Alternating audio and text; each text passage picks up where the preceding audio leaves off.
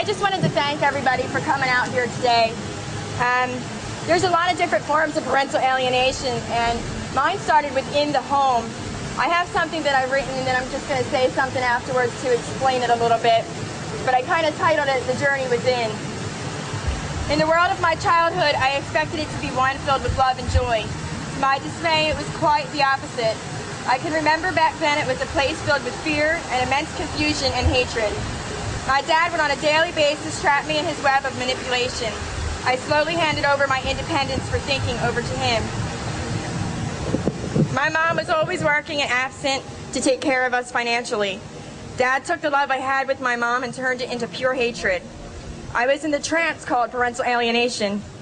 The bond between my mother and I was a distant one due to the fact I was told she was a prostitute, an adulteress, drug addict, and a woman who never wanted me as a child. During these years, the context of his words were sharp on my heart and steady in my mind. The point had come where the marriage was swept away and my mother finally left. During their separation, I would watch the strong man fall to the ground with tears streaming down his face. I took this wounded man into my arms and vowed to protect him and look after his well-being forever. The anger rose up within me as I listened to the words flow out of his mouth, "Why did your mother leave us?" Or the clincher and various ramblings of deceit, "If your mom takes you for visits, you will never return, and I will kill myself without you." These displays became an everyday occurrence in my home. I all of a sudden started to feel loved. After the separation, I was the daughter he finally needed me to be. I was the new caretaker in our family. He needed me, I thought. I started to hate my mother, and I never noticed that I was being brainwashed. Why is she hurting Daddy, I said to myself. I was lost, confused, and torn.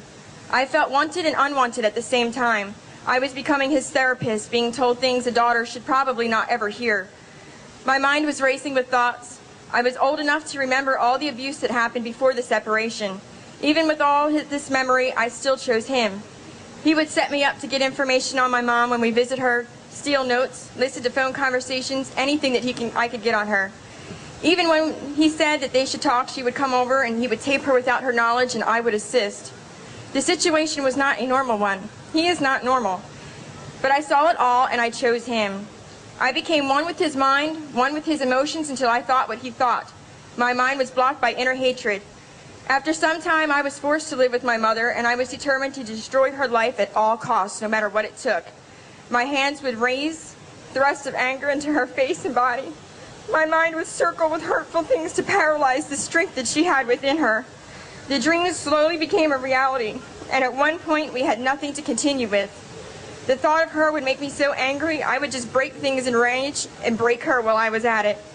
I thought of suicide from the inner struggles and pressures of my emotions. I was angry for my mom not saving me from my endless abyss. Repressed in this broken little girl was a fantasy of having a mom. I wanted to spend time with her and laugh with her. I needed to share my secrets with her and give advice from her. But this was not possible. I pushed her away, thinking I would never find her or want her back in my heart ever again. After years of silence and events that would remind me of my mom, I struggled with the theories presented before me when I was a child. I looked deep within myself and tried to see through this pain. I became soft. The hardness of my soul chipped away at the structure of my heart. I needed deep within me to see my mom and have her hold me and share with the love that she had for me.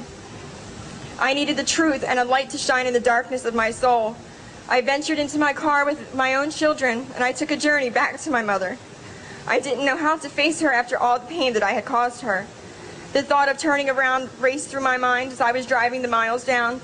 My body was shaking and becoming nauseous at every mile. I finally gave the strength to drive up to my mother's door.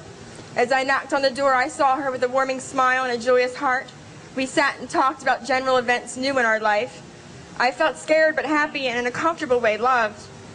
Through the course and time with her, we shared the lies and the stories that destroyed the bond that we had. The woman I envisioned in my whirlwind in hatred did not exist. She was a caring, strong, brave, passionate, and driven. I soon realized, being blind for so many years, that he took away the woman I should have known all along. We are now complete, and I look forward to hearing her voice. We share the girlish, gigglish laughs over coffee. She has become my rod of strength, and forever she will be my hero. I have taken this tortured life, and I have put it to work. I now share my story all over the country and bring hope and inspiration to others. I work with SplitNTwo to bring awareness to this abuse. My dream is to have other children to know that they are not alone and can overcome the guilt and confusion they have. I want them to know that they can become the survivor and they no longer have to be the victim. There's a lot of people that I'd like to thank, but one of them that I want to thank truly for helping me find a place to help other people is Tanya Maddox. She is my sister and my friend, and she has helped me on this journey to help a lot of other people. And I am proud to be a part of SplitNTwo. But I strongly sit here and I support a lot of targeted parents, and that is great. But the true victims are the children, because after they reunite with you, they still go through it. Your happiest endings are there. We live through the guilt and desperation of the things that we have done. I have beat my mother, and I have said some of the cruelest things that a child could ever say. And it was wrong, but I didn't know any better. But I have to live with that guilt. I want everybody to know that deep within your child, it might be repressed and they might say hateful things to you, but they love you. They want to know you.